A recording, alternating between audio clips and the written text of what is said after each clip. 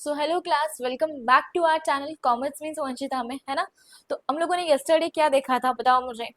Comment section में आपको बताना है। हमने यस्टरडे देखा था क्या? स्टाफिंग और डायरेक्टिंग, राइट। तो आज हम लोग देखने वाले हैं जो रिमेनिंग पार्ट हमारा बाकी है। आपको मैंने बताया था ये चैप्टर हम 3 पार्ट्स में कंप्लीट करेंगे, प्लानिंग, ऑर्गेनाइजिंग, स्टाफिंग, डायरेक्टिंग। और आज हम लोग जो 2 पार्ट्स करने वाले हैं वो कोऑर्डिनेटिंग एंड कंट्रोलिंग। तो आज आपका chapter number 2 functions of management खत्म हो जाएगा। यस माय स्टूडेंट्स, आज आप सीखने वाले हो कोऑर्डिनेट एंड कंट्रोल कैसे कर सकते हैं एक बिजनेस में। एक बिजनेस में जब एम्प्लॉय साथ में मिलकर काम करते हैं तो उनके बीच में कोऑर्डिनेशन कैसे होगा। अगर वो लोगों को हमने एक टाइम दिया, वो टाइम में वो काम नहीं करे तो उनको कंट्रोल लगा के आप बिजनेस को कैसे एनहांस कर सकते हो और अपने गोल्स को कैसे अचीव कर सकते हो। तो यही सब चीजें आज आपको सीखनी है कोऑर्डिनेटिंग एंड कंट्रोलिंग में। सो क्या आप लोग रेडी हो? यस, तो आ जाओ, आज हम लोग सीखते हैं so coordinating yes and guys, controlling. Welcome back to our channel, है ना। कॉमर्स मीन्स वंशिता में आपका स्वागत है। जैसे कि आपने देखा यस्टरडे हमने प्लानिंग किया, हमने ऑर्गेनाइजिंग किया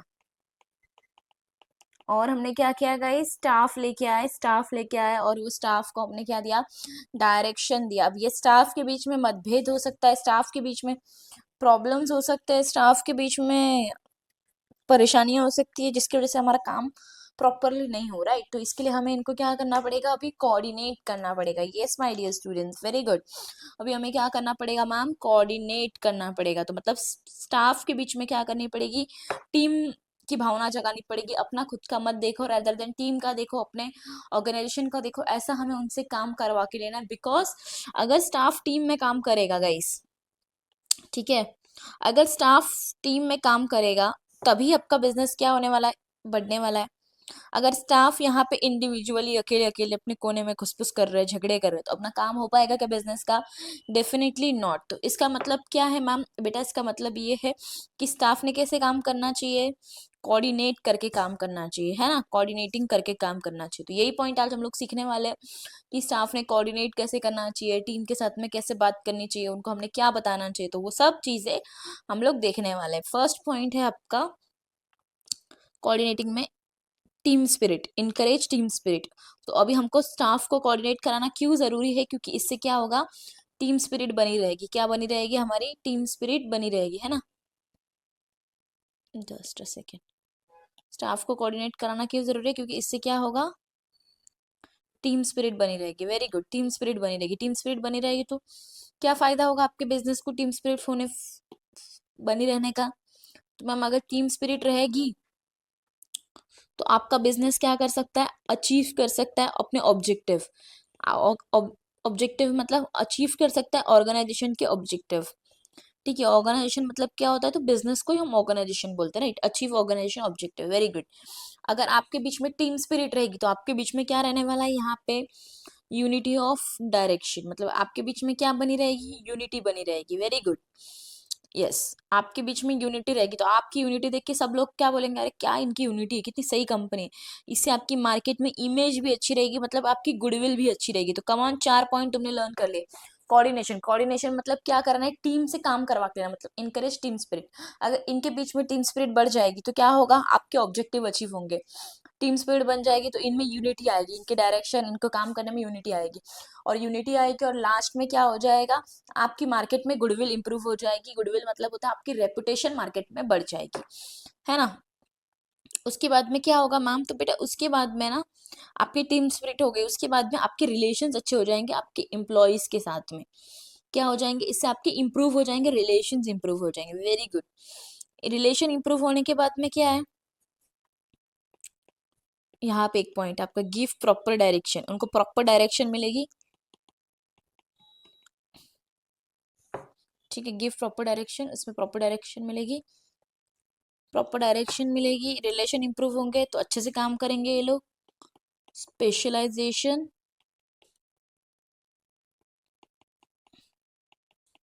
उससे आपकी क्या हो जाएंगे, ऑप्टिमम यूटिलाइजेशन ऑफ रिसोर्सेज।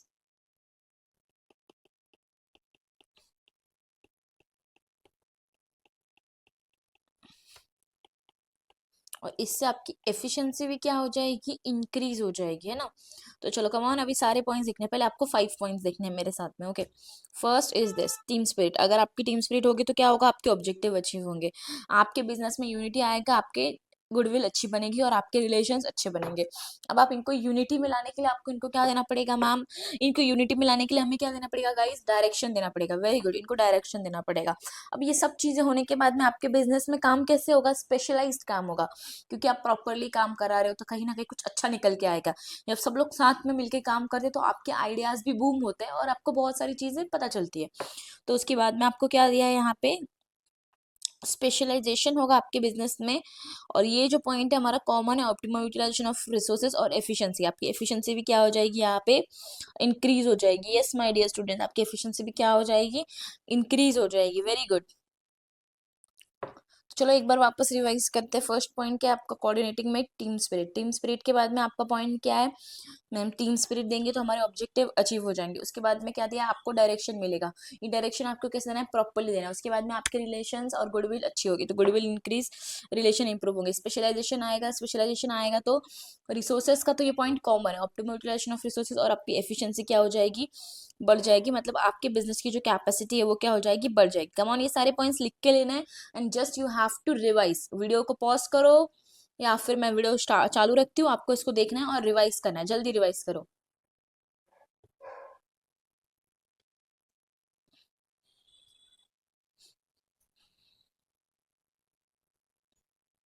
चलो अभी हम लोग साथ में मिलकर रिवाइज करते हैं।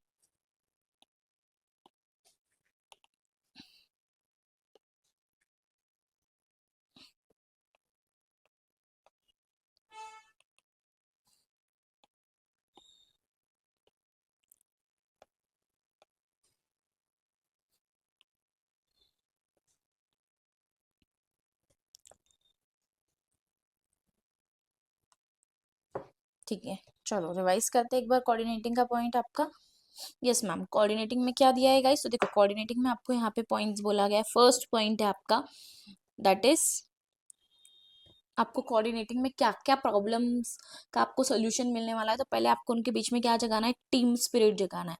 अगर आपने उसकी स्पिरिट जगा दी टीम की तो यहाँ पे क्या होगा? आपके ऑब्जेक्टिव ऑर्गेनाइजेशन के अचीव होंगे। यहाँ पे क्या होने वाला है? आपके ऑब्जेक्टिव अचीव होंगे।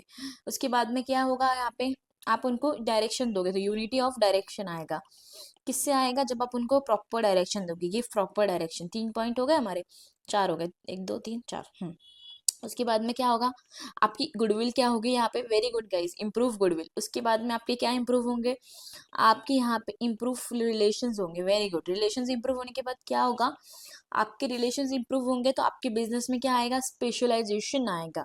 और उसके बाद में आपके optimum utilisation of resources and leads to efficiency. Very good, very good, very good, clap for you. आपने रिवाइज कर लिया सक्सेसफुली। एक बार वापस मेरे साथ में आपको रिवाइज करना है। चलो फर्स्ट पॉइंट क्या है आपका? First point is ma'am, first point है हमारा कि टीम स्पिरिट लाना है। फिर उसके बाद क्या होगा? ऑब्जेक्टिव अचीव होंगे। उसके बाद में क्या होगा गाइस? आपको प्रॉपर डायरेक्शन मिलेगा। प्रॉपर डायरेक्शन मिलेगा तो आपके बिजनेस में क्या आएगी? यूनिटी आएगी। यूनिटी आने के बाद में आपका क्या पॉइंट है?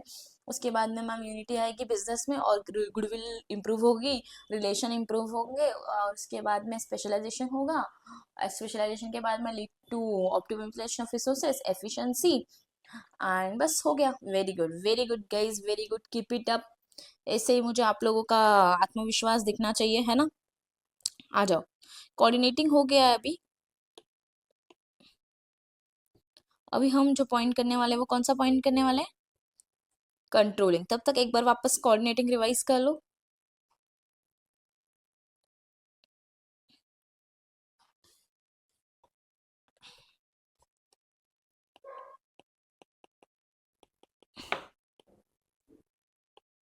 कंट्रोलिंग में क्या होता है ना गाइस, यहाँ पे एम्प्लॉय, यहाँ पे बॉस है पुष्पा, यहाँ पे क्या है? उसके एम्प्लॉयज है। तो यहाँ पे क्या होता है ना, पुष्पा ने क्या बोला कि आपको 2 आवर्स के अंदर ये वर्क को कंप्लीट करना है। एम्प्लॉयज ने क्या बोला? नहीं सर पॉसिबल नहीं है, 2 घंटे में तो नहीं कर सकते, 3 घंटे में किया। तो अब पुष्पा क्या करेगा ना, देखेगा कि ये 1 घंटा जो है ये एक्स्ट्रा क्यों लगाए। 1 घंटे में एम्प्लॉयज क्या कर रहे थे? टाइम पास कर रहे थे, या फिर काम नहीं कर रहे थे, या फिर देवर नॉट एफिशिएंट, मतलब शायद अपनी कैपेसिटी से काम नहीं कर रहे थे, है ना? या फिर उन्होंने मशीन ही नहीं स्टार्ट किया, या फिर ऐसा क्या रीज़न आ गया जिसकी वजह से ये जो एम्प्लॉयज़ है ढंग से काम नहीं किए और 1 आवर का डिफरेंस आ गया। जो पुष्पा ने स्टैंडर्ड टाइम बताया था, स्टैंडर्ड मतलब इतने में काम होना चाहिए, कितने में काम होना चाहिए था, 2 आवर्स में स्टैंडर्ड टाइम, इसको हम स्टैंडर्ड बोलते हैं। स्टैंडर्ड मतलब इतना फिक्स किया हुआ टाइम कंपनी ने कि 2 घंटे में काम होना चाहिए। एक्चुअल टाइम मतलब एम्प्लॉयज को एक्चुअली कितना टाइम लगा, राइट। अभी मैं आपकी भाषा में समझाती हूँ आपको। स्टैंडर्ड टाइम जैसे कि आपको अकाउंट्स का जो फाइनल अकाउंट का समय उसको सॉल्व करने में लगना चाहिए हाफ एन आवर, ठीक है, तो वो आपका क्या हो गया, हाफ एन आवर आपका स्टैंडर्ड टाइम हो गया। बट आपको हाफ एन आवर से ज़्यादा टाइम लगता है, मतलब 40 मिनट्स लगते हैं आपको, तो ये 40 मिनट्स आपकी क्या हो गई, ये आपका एक्चुअल टाइम हो गया। तो वही आपको मतलब बिजनेस में भी एम्प्लॉयज क्या करते हैं, स्टैंडर्ड और एक्चुअल टाइम देते हैं, ओके।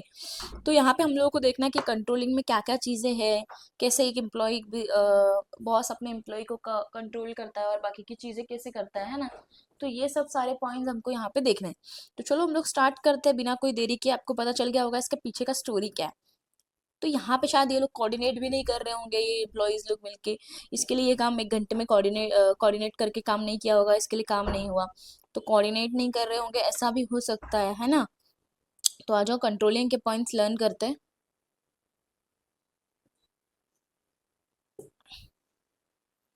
तो फर्स्ट पॉइंट है कंट्रोलिंग क्या बोलता है, जाओ पहले किसको मिल के आओ, कोऑर्डिनेटिंग को मिल के आओ। क्या बोलता है ये कंट्रोलिंग, क्या बोलता है, जाओ पहले किसको मिल के आओ, कोऑर्डिनेटिंग को मिल के आओ। मतलब क्या है मैम, मतलब इसका फर्स्ट पॉइंट जो है ना मेरा बच्चा, इसका फर्स्ट पॉइंट जो है आपका ये क्या दिया है, फैसिलिटेट्स कोऑर्डिनेटिंग, मतलब आप किसको सपोर्ट करता है, कंट्रोलिंग कोऑर्डिनेटिंग को। तो फर्स्ट पॉइंट ही मतलब कंट्रोलिंग क्या बोलता है, कोऑर्डिनेटिंग को मिलके आओ, मतलब फर्स्ट पॉइंट क्या है इसका, फैसिलिटेट्स कोऑर्डिनेटिंग। Very good.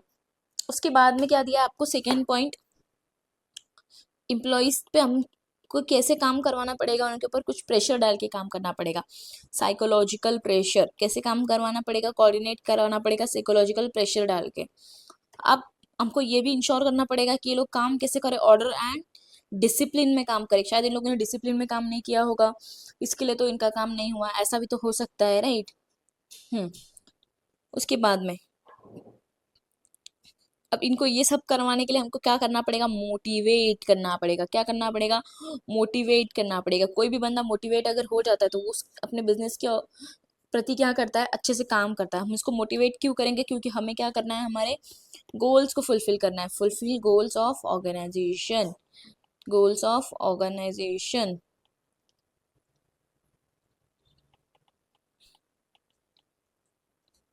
और इससे ही हमारे बिजनेस की क्या बिल्ड होती है, कॉर्पोरेट इमेज। क्या बिल्ड होती है guys, corporate image. Very good.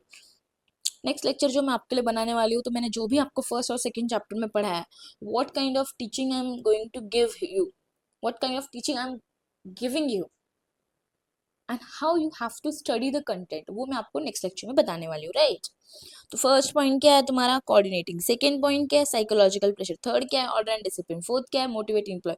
Fifth क्या है, ऑर्गेनाइजेशन गोल। सिक्स क्या है, कॉपरेटिव में। चलो आगे अभी रिवाइज करना है इसको, ठीक है। पहला मैम कंट्रोलिंग क्या बोलता है, पहले किसको मिलके आओ, कोऑर्डिनेटिंग को मिलके आओ। कोऑर्डिनेटिंग एम्प्लॉयज पे आप क्या करोगे, प्रेशर डालोगे, साइकोलॉजिकल प्रेशर। और आप उनसे ये भी देखोगे कि उन्होंने डिसिप्लिन में, ऑर्डर और डिसिप्लिन में काम किया है कि नहीं, नहीं किया तो उनको क्या करोगे, आप मोटिवेट करोगे। क्यों मोटिवेट कर रहे हो आप, क्योंकि आप क्या चाहते हो, आपके गोल्स अचीव हो। और आपके गोल्स अचीव होंगे तो आपकी मार्केट में कॉर्पोरेट इमेज भी बनेगी, राइट। फर्स्ट पॉइंट क्या है, चलो अभी एक बार बिना देखे रिवाइज करते हैं। पहला कोऑर्डिनेटिंग करोगे, कोऑर्डिनेट करोगे, क्यों करोगे, कोऑर्डिनेट करोगे किसके लिए, साइकोलॉजिकल प्रेशर बनाओगे, ऑर्डर एंड डिसिप्लिन मेंटेन कराओगे उन लोगों से, नहीं करेंगे तो मोटिवेट करोगे। क्यों करोगे मोटिवेट, गोल्स के लिए और गुड कॉर्पोरेट इमेज। चलो इसको एक बार देख लो, रिवाइज करो।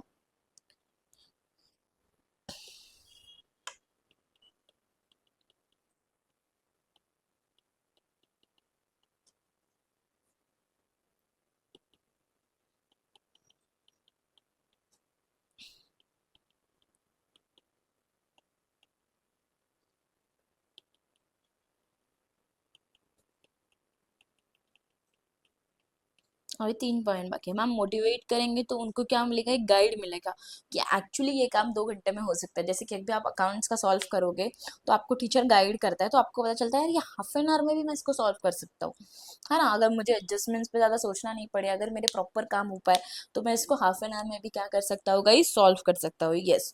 तो इस मोटिवेशन से आपको क्या मिलता है, गाइड मिलता है। मोटिवेशन देने के बाद आपकी एफिशिएंसी क्या हो जाती है, इंक्रीज हो जाती है, और आपके रिसोर्सेज कैसे यूज होते हैं, ऑप्टिमम वे में यूज होते हैं। यस, तो 3 पॉइंट करने हैं आपको, act as a guide, increase efficiency and optimum utilisation of resource. यहाँ पे भी तुमने सेम किया था, right? Optimal utilisation of resource और एफिशिएंसी दोनों पॉइंट सेम है इधर पे भी। चलो अभी एक बार वापस रिवाइज करते हैं। पहला क्या है, पहले पिछले पॉइंट को मिलके आओ, मतलब कोऑर्डिनेटिंग को मिलके आओ। कोऑर्डिनेटिंग को मिलके आने के बाद तुमने क्या किया, कोऑर्डिनेट किया इनके साथ में। उसके बाद में प्रेशर डाला, psychological pressure, order and discipline maintain करवाया। फिर इनको मोटिवेट किया, मोटिवेट करने से क्या हो गया, हमारे गोल्स अचीव हो गए, कॉर्पोरेट इमेज अच्छी हो गई। मोटिवेट करना मतलब क्या होता है, इनको गाइड करना, गाइड करने के बाद में क्या हो जाएगा, इनको गाइड करने के बाद में हमारी ऑप्टिमल यूटिलाइजेशन ऑफ रिसोर्सेज और एफिशिएंसी रह जाएगा, राइट? तो ये सारे के सारे पॉइंट बैठो 2 मिनट लो, रिवाइज करो 10 के 10 पॉइंट्स।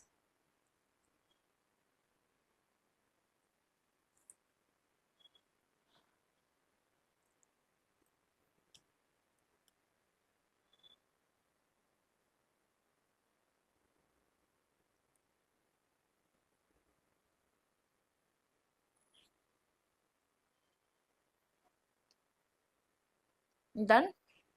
चलो एक बार अभी रिवाइज करते हैं दोनों भी, ठीक है? पहले ये वाला रिवाइज करते हैं, उसके बाद दूसरा वाला। पहला क्या है, फैसिलिटेट कोऑर्डिनेटिंग। कोऑर्डिनेटिंग में क्या आएगा, कोऑर्डिनेटिंग मतलब पहले क्या बोलेगा, कोऑर्डिनेटिंग से मिल के आओ। फिर इनको क्या करना है, प्रेशर। उसके बाद में ऑर्डर और डिसिप्लिन।